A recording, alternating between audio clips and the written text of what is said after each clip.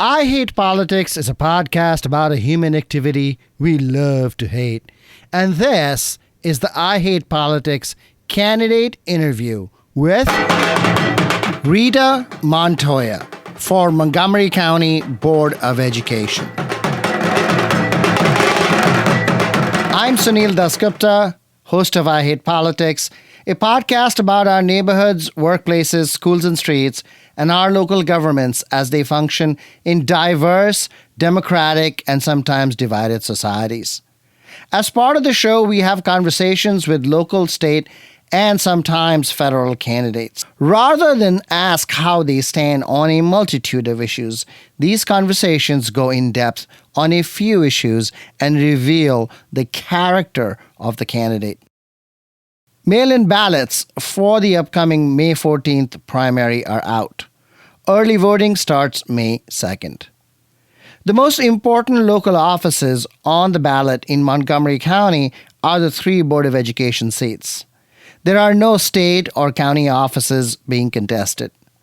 Voting for the Board of Education elections is at large, which means that all voters are eligible to vote in all 3 races that are being fought. Districting in the Board of Education is only for candidacy. You can only run if you live there. Rita Montoya is a lawyer, PTA leader, and a mother of 2 elementary school children in MCPS. You can find interviews with other candidates in the I Hate Politics library on all major streaming platforms. Music for this episode are 2 piano pieces from Kensington resident Adam Bobrow. If you want to share your music on the show or know someone else who might want to, please email us at producer@ihppod.org.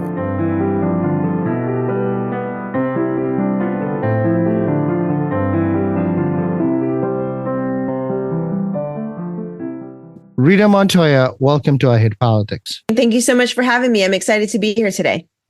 You are running for the Montgomery County Board of Education for the at-large seat in the May primary, and you wanted to talk about the achievement gap in MCPS. Can you describe the scope of the problem?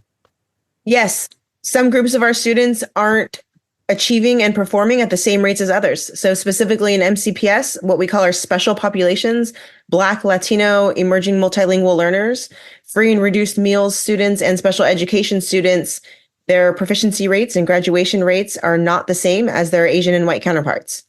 What is the difference? Well, you have to look at different benchmarks. So when we look at things like the evidence of learning data, the most recent data was presented to the Board of Education just last week. We also can look at things like graduation rates. When we're looking at evidence of learning, we're looking at specific benchmark years like 3, 6, and 9. But consistently, pre or post-COVID, we see that our special population groups are basically lagging behind. And sometimes those are very significant differences. You can look at, for example, 3rd grade literacy rates. And so the 3rd grade literacy rates from last year, and that would have been a year where my child was in 3rd grade in MCPS. So found that interesting. And you can see consistently, for example, for 3rd grade literacy, you have Farms Latino students at 68.5%. Sorry, that was non-farms. And then you have non-farms white students at 91.7%. And those are their classroom scores. What about the external scores? So looking at the external scores, it's actually worse. So on the external scores for non-farms Latino, we're at 47.4. And for non-farms white, we're at 82.5. And this is overall data, right? We are also still could look at school by school to see how different groups are performing. So even, and that's just at the end of last year. And when you go back and look at the various evidence of learning data from, we have one here from October of 26th of 2023. So that was in the fall. We have one from last year, about this time, March 28th of 2023. And we see these same trends. And so even where we might be doing a little bit better than last time by 1-2%, we're still not doing well. And it's still very much a problem.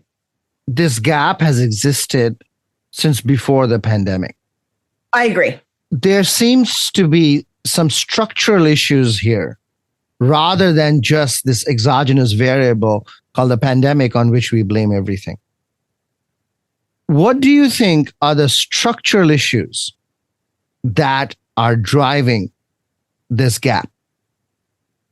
So first, I agree with you. I think COVID is being used too much as an excuse. While it may have exacerbated some of these challenges, it definitely didn't create them. They were there long before, and we can look at the data and we see that. I think that one thing that we're looking at is that class sizes are just too big. Now, I recognize the challenges with reducing class sizes. Obviously, we would need more educators. We would need more building space. We would need to figure out what that looks like. Our kids then having to go to different schools, which can create challenges for families and students. But I do, in my own children's class, my fourth grade class, the children, there are 28 of them. That is a lot of fourth graders. And so when we look at those, I think that, and we would need to obviously look at data to see, well, what is a more manageable number if we're going to reduce those and create, basically reduce the caps. Is it 25? Is it 24? That's something I don't know, and I would need to talk with others to determine what that is. But I think that children are needing more perhaps individualized or tailored instruction to try to address some of the challenges that they're having that are sometimes reflected in these scores, whether it's the classroom scores or the external data scores. And if we want to be able to hone in on that, you can't do that when you have 28 kids that are all maybe at different levels. Some are bringing different externalities with them into the classroom. So I think that's one structural issue. But then again, obviously that goes into the building and space, teacher shortages, and those are also structural challenges. MCPS promises that it will meet every child where they are. Is that a realistic promise? Or are we just setting up the organization to fail? Because can you differentiate at the individual level, as desirable as that idea is?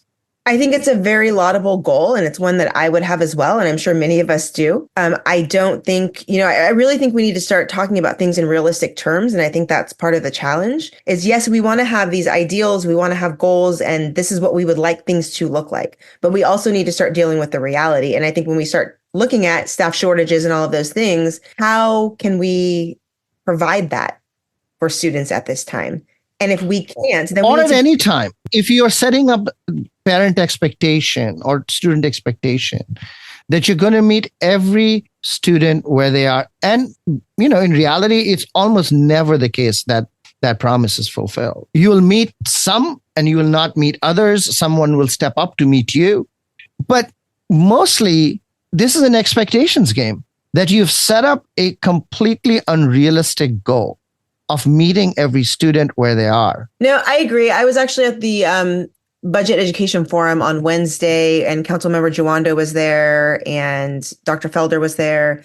And Councilmember Jawando used a term that I thought was really important that we need to probably adopt to other areas, is he talked about truth in budgeting. That this year we're going to be honest so that people can adjust their expectations, basically. And I think that was a great way to describe it.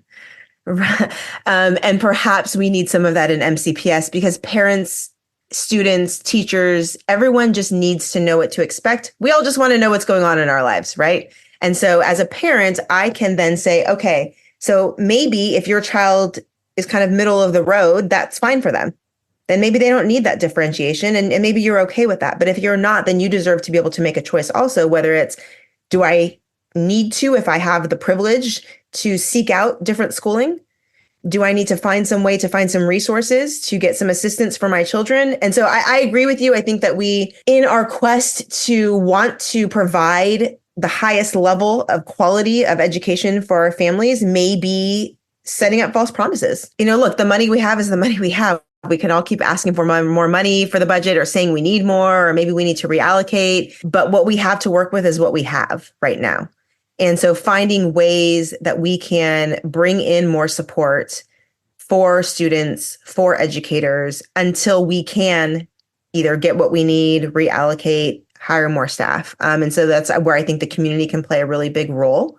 And I'm not just talking about kind of formal partnerships where maybe nonprofit ABC is, working in this community school or something like that, but we can create spaces for volunteers. I hear from retirees all the time that they want to come help. How do they do that? We do. Parents have said that they have a hard time volunteering at their children's school because there seems to be some sort of block to doing so. But schools are hardly open places where this happens. I mean, it's so hard to get into a school. It's so hard to be there. I mean, we are now, because of safety concerns, creating what I call fortress schools. To an extent, yes, but especially for parents and caregivers of students who go to that school, you only need to complete the online training. None of these problems are going to be solved tomorrow. None of them are going to be solved next year. These are problems, like you said, have been here for years and years and years, and we need to work on them. But in the meantime, we need to find some things to stop these gaps, because this gap just keeps growing and growing. And while it may have always been there, it doesn't need to be this wide chasm that it is. But if it is an expectation gap rather than an achievement gap, the solution to the problem is different. I think it's probably both.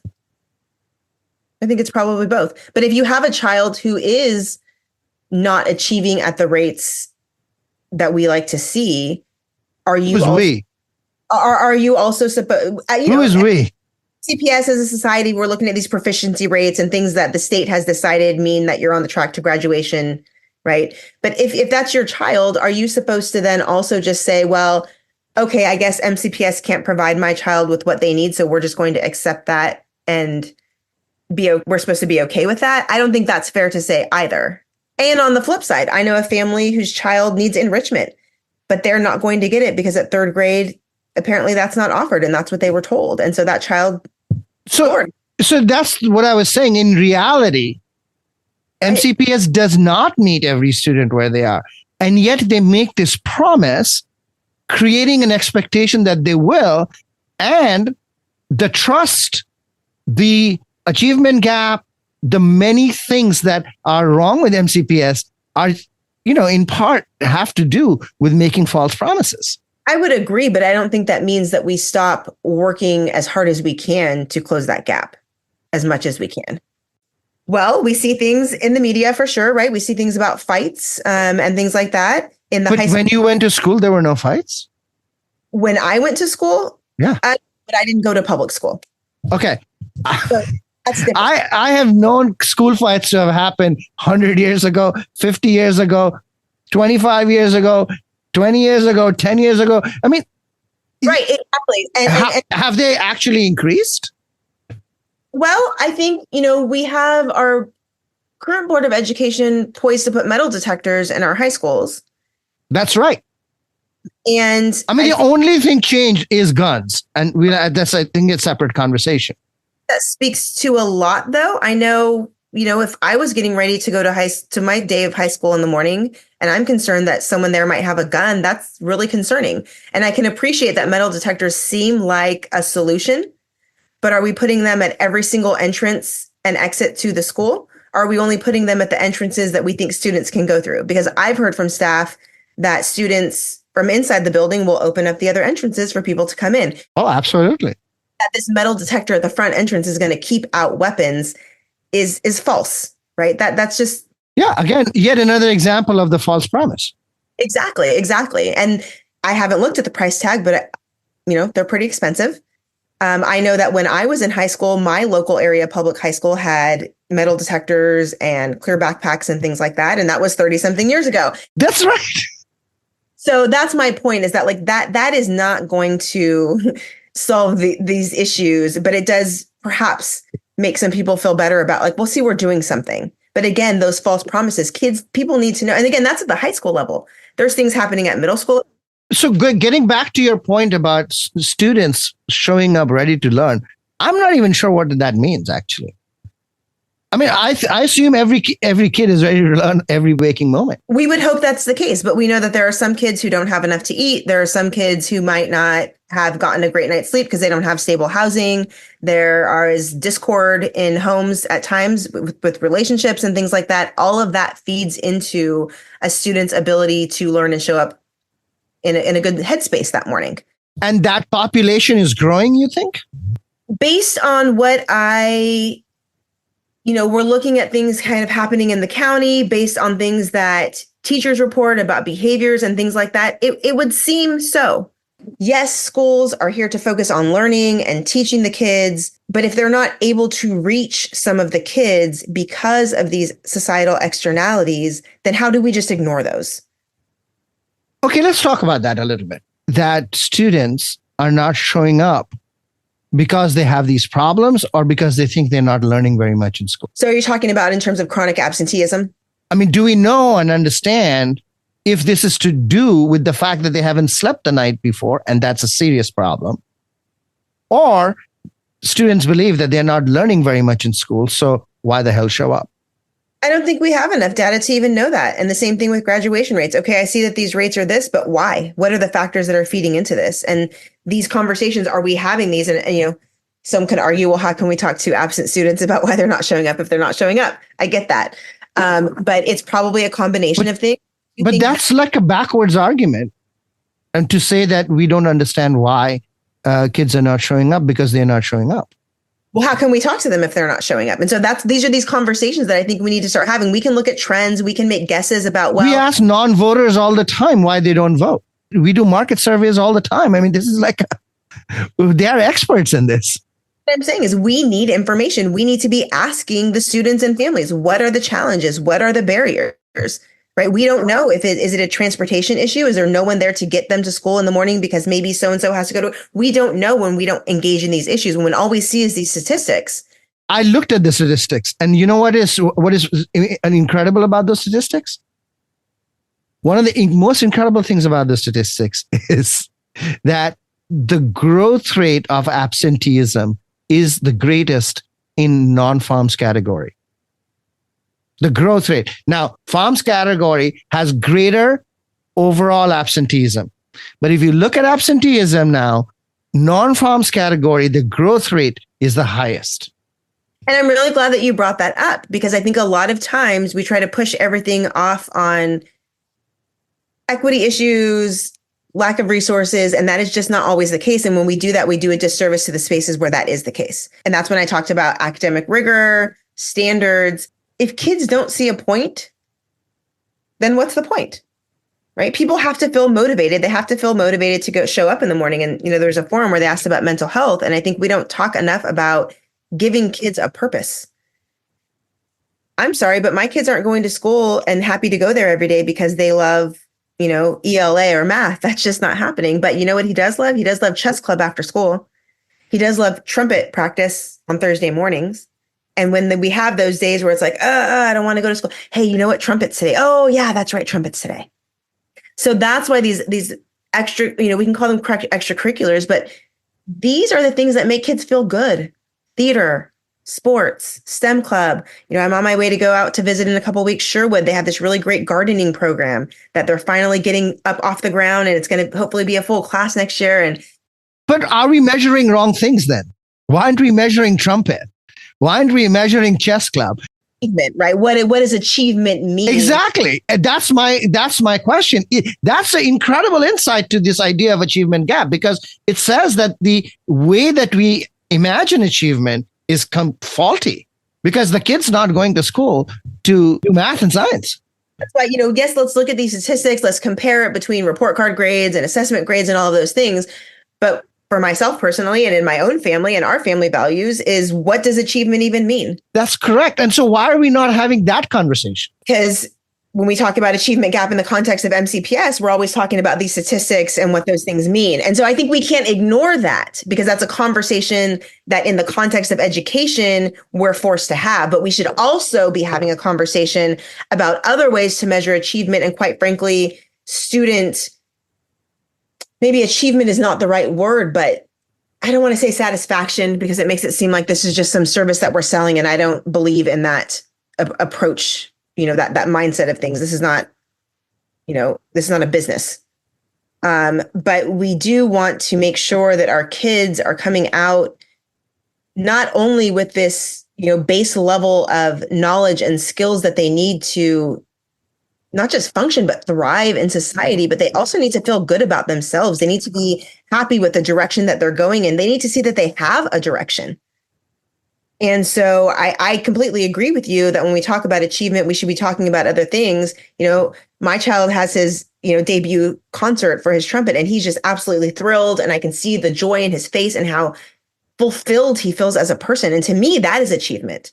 Your math score, yeah, I need you to get a decent math score because we want to make sure that you have the understanding of these things. But whether you get an A or whether you score the top of the score on the MCAT, for me as a parent, that is not what I'm looking at for that child of my children, because I have multiple. So I do think we need to kind of redefine what achievement means, and we want kids to thrive, which is why having things like theater and STEM opportunities and things like that are important, because children achieve in different spaces. But because the state has set certain standards and MCPS has certain standards, we also can't ignore these proficiency rates and things like that we keep having to talk about. You can't ignore, but you can fight it. Who's fighting that? I think that the board should be fighting that. I think that parents and advocates can and are. The feeling I get is that everyone's operating in these silos, and I don't think that's good for kids. I think that we need to push past of maybe I want my solution to be the only solution, or I want my solution to be the best solution, or I don't even want to talk about the problem so we can come up with a solution because we're too concerned about the image and the way things look. We can't come up with solutions and we don't get everything out in the open. And once we can do that and have true collaborative conversations, then we can figure out what is our approach to advocating for this. Because if this is the only measure of achievement that we're putting on our kids, as we've talked about, is it a false measure? But also, how is this impacting their mental health and their self-esteem? How much instruction time are we taking away from because we're teaching the kids just how to take these tests? I hear from, I know in elementary levels, it feels like we barely have science and social studies because we're so focused on math and English language arts. And that does our kids a huge disservice. Some folks need more help, clearly. One of the problems that exists in government or any public agency is accurately identifying who these folks are and then being able to narrowly target resources to them. Does MCPS do that well? I mean, I think the failure is with providing the tailored instruction that some students are needing. Even when we look at groups, let's just say the white students who maybe the percentage that they're performing at a specific school is 80%. Okay, well, there's still 20% of white students who aren't. And are we reaching out to them to say, or are we just saying, well, you're in this group? And so when we're looking at groups that are considered, quote unquote, underperforming or underachieving based on those achievement rates that MCPS uses as a measure, and we're saying, well, we're only targeting these certain populations because consistently they're underperforming. And compared to their white and Asian counterparts, where maybe the percentages are 80 or 85%. And so then all of the quote unquote support might be loosely targeted at just these other populations and not white and Asian populations. If there's only 80% of one of those groups performing at the desired rates, doesn't that still mean there's 20% who aren't? And don't we need to target all of the students who aren't? And so I think that maybe that identification is still a challenge. We also have to look So we should move to an income-based? I mean, I don't understand what because it might not be based on income, right? That doesn't necessarily mean it's based on income. I think you just have to look at who's performing. They need to be targeted at all of the kids who are underperforming. And I think that kids need more individualized instruction. So maybe we need to start investing more in individualized tutoring, things that are supported by teachers. But of course, we need to provide them with support if they're going to be providing any additional instruction to kids. The school day is not covering it, for lack of a better word, right? That is obviously not enough, because if it were, then we would be closing these gaps already. And we've very much established that that's not happening. So that's obviously we need something extra instead of just working within the school day. And I think there hasn't been enough focus on that. And that's, we need to beef up some programs, and we need to have some individualized tutoring programs to really focus in on the kids that need that extra help. Where's the money going to come from? I mean, it's a fiscal situation. It's pretty tight. Oh, no, absolutely. And I think that's one of the biggest challenges. We have fiscal challenges, just even getting the school days to operate the way that we need them to. And that's where I think that we have to rely more on our community. And that's where I think volunteers can come into play to help with that. Because again, we can say we want more money and we can keep advocating for it, but if less we have it, then we don't have it to work with. So we have to be more resourceful. We have to bring in folks that want to help. I know at some schools we have high school students and middle school students that come and volunteer to help in various ways. I think that we need to tap into some more of those opportunities. Rita Montoya, thank you for taking the time. Good luck in the campaign. Thank you.